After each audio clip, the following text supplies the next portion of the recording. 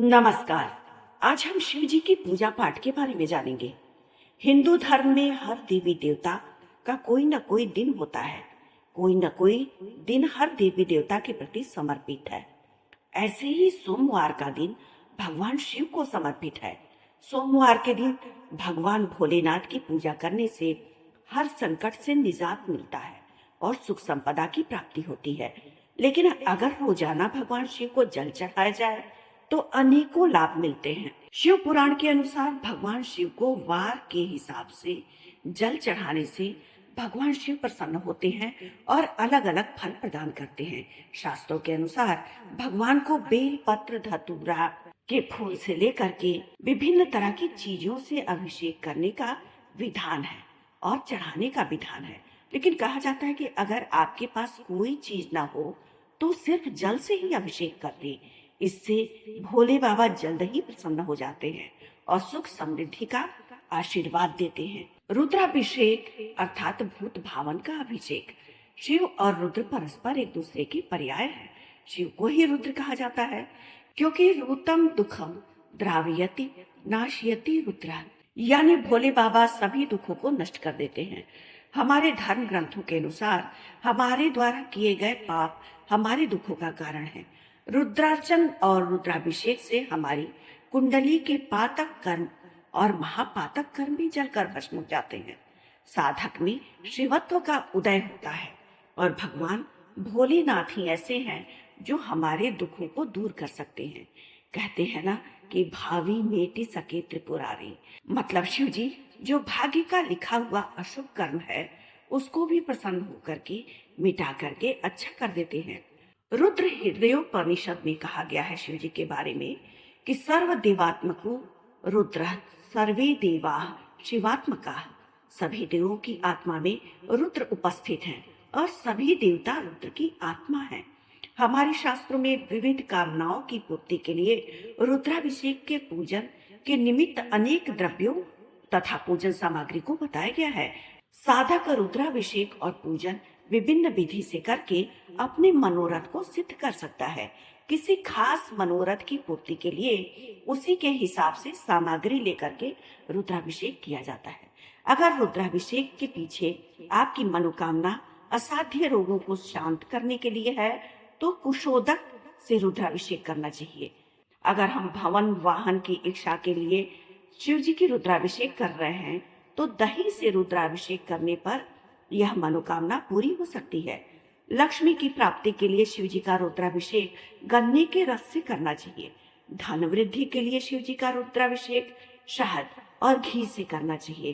तीर्थ के जल से अभिषेक करने पर मोक्ष की प्राप्ति होती है और इत्र मिले जल से अभिषेक करने पर बीमारी नष्ट होती है। पुत्र प्राप्ति की मनोकामना को लेकर के यदि हम रुद्राभिषेक कर रहे हैं शिव जी का तो गाय के दूध से हमको रुद्राभिषेक करना चाहिए। गोदुग्ध से रुद्राभिषेक करने पर हमारी मनोकामना पूरी हो सकती है।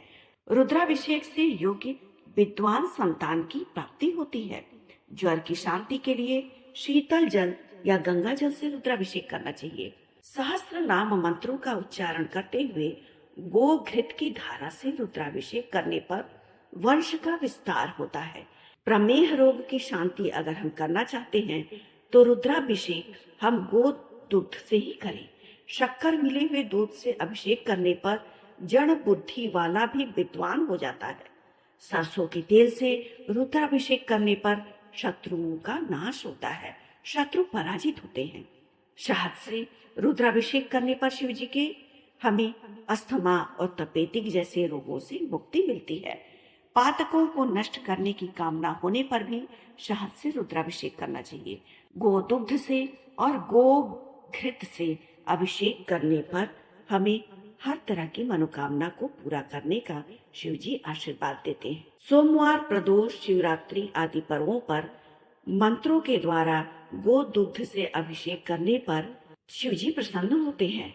और अगर इसी रुद्राभिषेक में हम दही, घृत, शहद, चीनी सबको मिला करके पंचामृत से अभिषेक करें तो हर तरह के रोग का निवारण होता है और हमारी मनोकामना पूरी होती है। विविध द्रव्यों से शिवलिंग का विधिवत अभिषेक करने पर अभिष्ट कामना की पूर्ति होती है। इसमें कोई संदेह नहीं कि पुराने नियमित रूप से पूजे जाने वाले शिवलिंग का अभिषेक बहुत ही उत्तम फल देता है। किंतु अगर हम पार्थिव शिवलिंग बना करके उसका अभिषेक करें तो भी बहुत चमत्कारिक और शुभ परिणाम मिलता है। रुद्राभिषेक का फल बहुत शीघ्र प्राप्त होता है।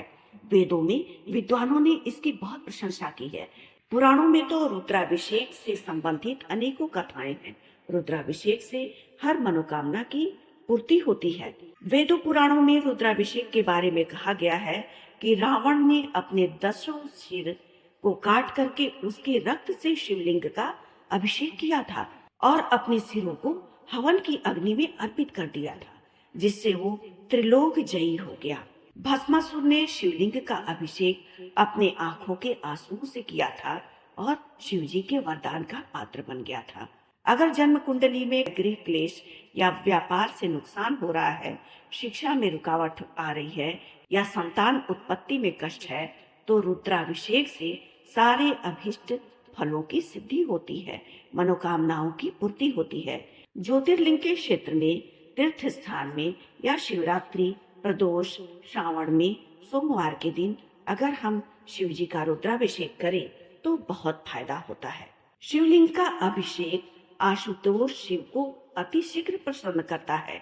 साधक उनका कृपा पात्र बन जाता है और उस साधक की सारी समस्याएं शिव जी समाप्त कर देते हैं धीरे धीरे। शिव जी की भक्ति से बहुत जल्दी मनोवांछित फल मिलते हैं। अगर शिव जी की रुद्राभिषेक करते हुए हम भक्ति करें या जलाभिषेक करें प्रतिदिन, तो सारे पाप ताप धुल जाते हैं। स्वयं सृष्टिकर्ता ब्रह्मा जी ने भी कहा है कि जब हम अभिषेक करते हैं तो महादेव साक्षात उस अभिषेक को ग्रहण करते हैं। संसार में ऐसी कोई वस्तु, वैभव, सुख नहीं है जो हमें रुद्राभिषेक करवाने से प्राप्त नहीं हो सकता है। इसीलिए रुद्राभिषेक से बहुत फायदा होता है। आज हमने इस वीडियो में जाना कि भोलेनाथ को हम कैसे जलाभिषेक करके, रुद्राभिषेक करके मंत्रों के द्वारा जल्दी प्रसन्न कर सकते हैं और अपनी मनोअभिलाषित कामनाओं की पूर्ति भी कर सकते हैं। आज के लिए बस इतना ही। अगर आपको हमारा वीडियो पसंद आया हो तो हमारे वीडियो को लाइक करना ना भूलें और हमारे चैनल को सब्सक्राइब करना बिल्कुल भी ना भूलें। धन्यवाद।